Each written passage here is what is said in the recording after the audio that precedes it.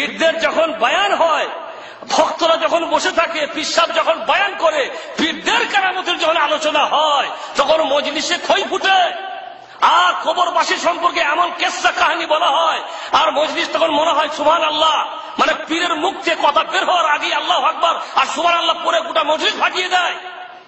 একটুকু চিন্তা করে না যে হুজুর বলছে কি আর আমরা শুনছি কি, সত্যতা কি যাচাই করে না, ঠিক বা ঠিক বিবেচনাও করে না। আপনাকে চিন্তা করতে হবে, যখন কোনো কথা কেউ বলছে তখন সেই কথাটা কোরআন হাদিসের আলোকে কতটা সত্য কতটা মিথ্যা এটা যাচাই করতে হবে। কিন্তু এরকম মানুষের চিন্তা আমাদের নেই। এখন মনে করলেন কিসসা কাহিনী রটানো হচ্ছে, কবরে মারা গেছে বাগদাদের একজন মানুষ, কবরে দাফন হয়েছে।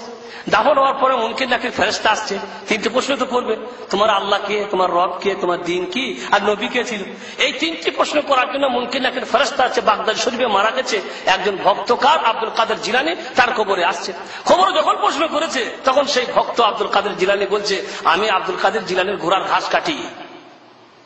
বাবা, তুমি আব্দুল কাদের জিলানীর ঘোড়ার ঘাস কাটতে, মানে তার কামলা, সাত খুন মাপ, তোমার তো কবরে আযাব হবে না। মানে এটা আল্লাহ ওয়াদা দিয়ে দিয়েছে কি, যে সারা পৃথিবীতে আব্দুল কাদের জিলানীর যত ভক্ত থাকবে তাদের কারো কবরে আযাব হবে না। কেন?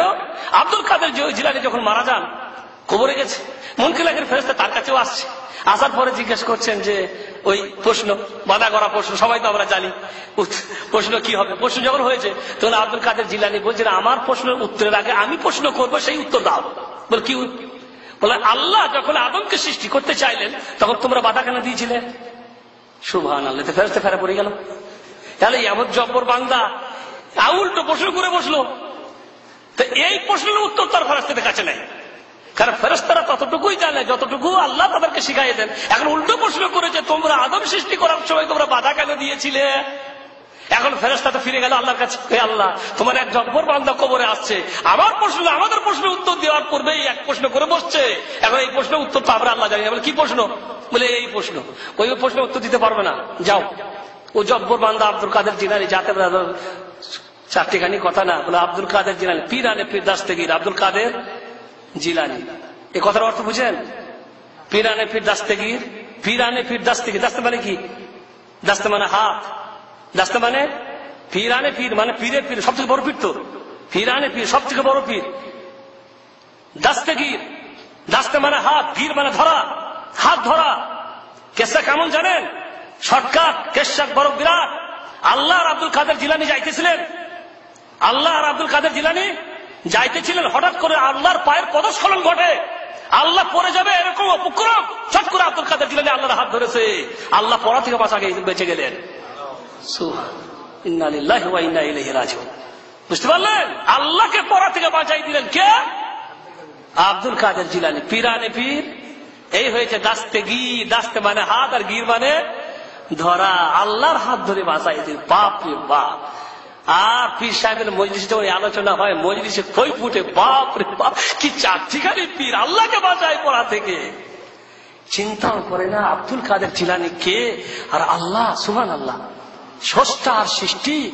অসহায় বান্দা যারা মানুষের কিছুই করতে পারে না, আল্লাহর কাছে পোকা কিছুই না, সে আল্লাহর হাত ধরে বাঁচায়।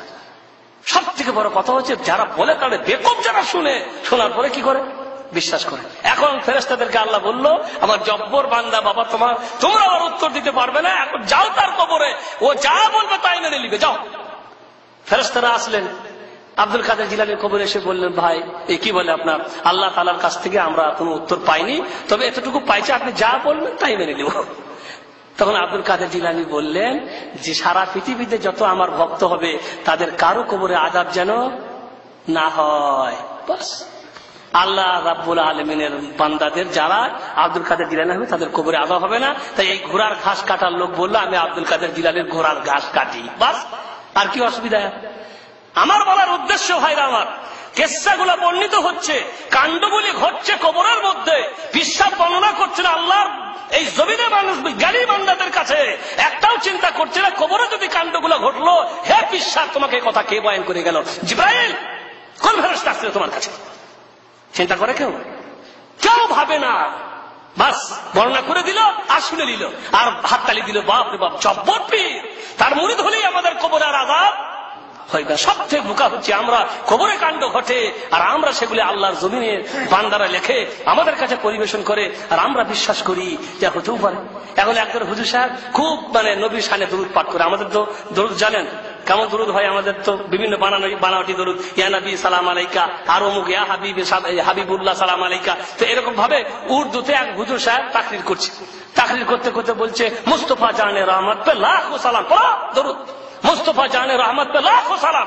তখন সবাই পড়ছে, পড়তে পড়তে ঝোঁকে বলছে যে আল্লাহর নবীর যুগে ফেরেশতারাও পর্যন্তই কি বলে, আল্লাহর নবীর সাহাবারা পর্যন্ত এই দরুদ পড়তো। কি দরুদ?